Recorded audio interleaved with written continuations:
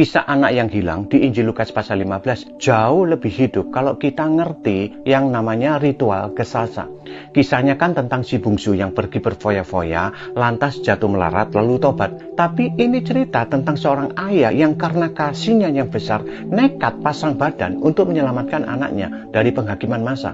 Informasi tentang ritual kesasa itu dipopulerkan oleh Kenneth Bailey, seorang profesor sekaligus teolog yang mengajar puluhan tahun di Timur Tengah. Apa sih tradisi kesasa itu? Kesasa adalah ritual pengucilan publik dalam tradisi Yahudi kuno. Dijatuhkan kepada orang yang menjual warisan kepada bangsa asing atau telah mempermalukan komunitasnya, masyarakatnya. Saat ia pulang, warga memecahkan bejana di depannya sebagai simbol pemutusan, menyatakan ia kehilangan kehormatan, identitas, dan haknya dalam komunitas secara resmi. Jadi waktu si bungsu pulang, dia sedang menuju penolakan dan pengusiran. Adat kesasa sudah menunggunya.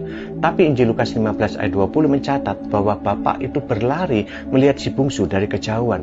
Dalam budaya timur dekat kuno, pria terhormat gak berlari. Itu perilaku memalukan karena harus mengangkat jubah, memperlihatkan kakinya, dan itu artinya ia kehilangan wibawa di depan publik.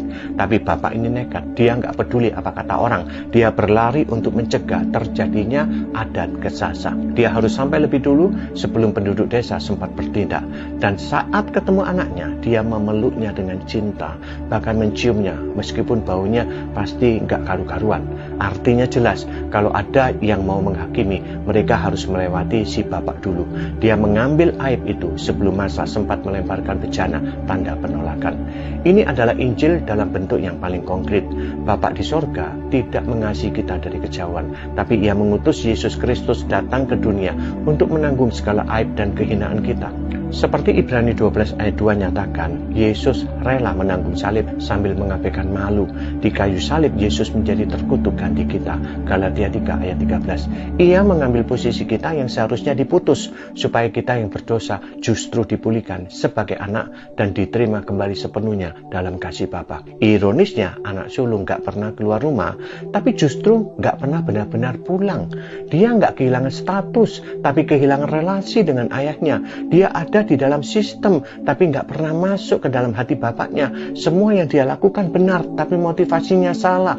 Dia taat, tapi bukan karena kasih, melainkan karena tuntutan dan perhitungan. Jadi si bungsu terhilang di luar rumah, namun kembali pulang. Bedanya, si sulung sebenarnya juga terhilang, tapi di dalam rumah, dan nggak pernah pulang ke hati bapaknya. Dimanapun posisimu, kalau engkau sedang tersesat, jauh dari rumah Bapa dan hati Bapa, kembalilah pulang. Dia menanti dengan penuh kerinduan. Amin.